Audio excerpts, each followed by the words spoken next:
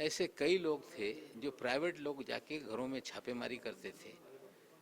Furniture वाला नाम की एक लड़की सामने आई है, उनके घर में भी उनकी बहन को फ्रेम किया गया।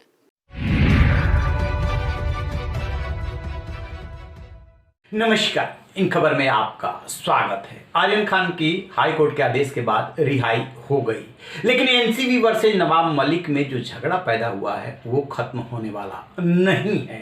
नवाब मलिक ने एक बार फिर से समीर वानखेड़े पे वार किया है और देखिए वो क्या कह रहे हैं समीर वानखेड़े को लेकर के। जिस तरह से आर्यन खान की जमानत हुई और आज उनकी रिहाई हुई है, निश्चित रूप से पहले दिन से हमारी भूमिका थी कि ये पूरा फर्जीवाड़ा है, फेक केस बनाया गया, कुछ लोगों को चिन्हित करके पकड़ा गया, कोई भी ड्रग उनके पास से नहीं मिली, चाहे वो दिखा रहे हैं कि जूते में मिली, किसी के जेब में मिली। ये सारे ड्रग समीर वानखेड़े के कैबिन में रख कर फ्रेम लोगों को किया गया। जो तस्वीर मीडिया को जारी की गई वो तस्वीर वानखेड़े के कैबिन की थी और एक पब्लिसिटी के लिए इस तरह से चीज़ें रची गई। जो लोग सही मानों में गुनहगार थे उन लोगों पे कार्रवाई नहीं हुई। कल जो दाढ़ी वाली की चर्चा हो रही थी, मैंने नाम सामने रखा है, वो आकर कह रहे हैं कि नवाब मलिक को कोई गलतफहमी है, उनके ऊपर कितने मुकदमे हैं, क्या क्या उन्होंने किया है, कैसे वो वानखेड़े के मित्र हैं। ये सारी चीज़ें आने वाले दिनों में हम रखेंगे।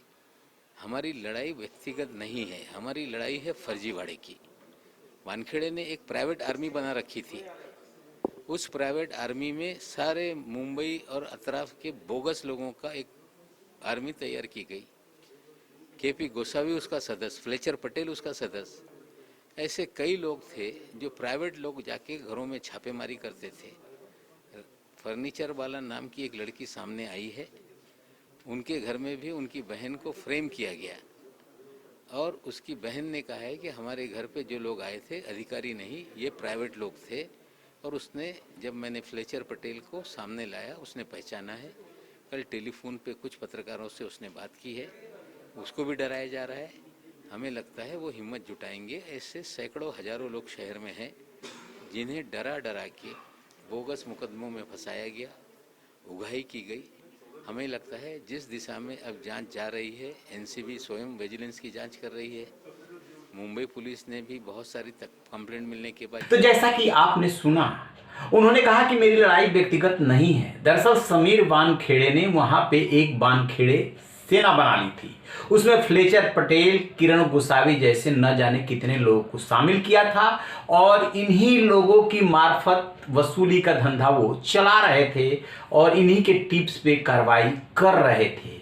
साथ में वो ये भी जानकारी दे रहे हैं कि एक लड़की सामने आई है और उसने फ्लेचर पटेल के फोटो देख करके पहचाना है कि कौन उसके घर पे गया था ये सब करने के लिए, सर्च करने के लिए या उनको धमकी देने के लिए।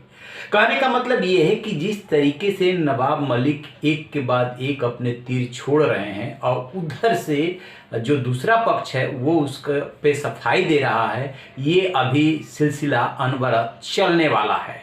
अब जांच के बारे में मुंबई पुलिस ने जो एसीपी के नेतृत्व में जांच टीम गठित की है वो अपनी जांच कर रही है और जो एनसीबी की सतर्कता टीम है वो भी लगातार पूछताछ कर रही है और मुंबई पुलिस से कहा था कि जो आरोप लगाने वाला प्रभाकर सैल स्वतंत्र गवाह है वो हमारे टच में नहीं आ रहा है, आप उसे सूचित कीजिए कि आ करके अपनी बात रखे। तो मुंबई पुलिस ने एनसीबी को जवाब दिया है कि सूचित कर दिया गया है मुंबई पुलिस की तरफ से उसको। लेकिन इसी बीच उसका भाई आ रहा है सामने जिसका नाम है संतोष। वो कह रहा है कि गार्ड की नौकरी करने वाला आदमी भला 25 करोड़ की डील को क्या जाने, उसको कुछ अता पता नहीं है। कहने का मतलब कि जो आरोप लगाने वाला स्वतंत्र गवाह है वो एनसीबी के सामने पेश नहीं हो रहा है। उसका भाई कह रहा है कि उनके भाई को कुछ नहीं पता। तो क्या सब ये हवा में आरोप लग रहे हैं? क्या सिर्फ जानबूझ करके इस जांच को दूसरी दिशा देने की कोशिश की जा रही है? तरह तरह की बातें हो रही है और अभी इस मामले में परत दर परत बहुत कुछ उभरनी बाकी है। इस पर हम नजर बनाए हुए, जैसे ही कोई अपडेट मिलेगा आपसे साझा करेंगे। रहिए ना बेखबर, देखते रहिए इन खबर। Thank you.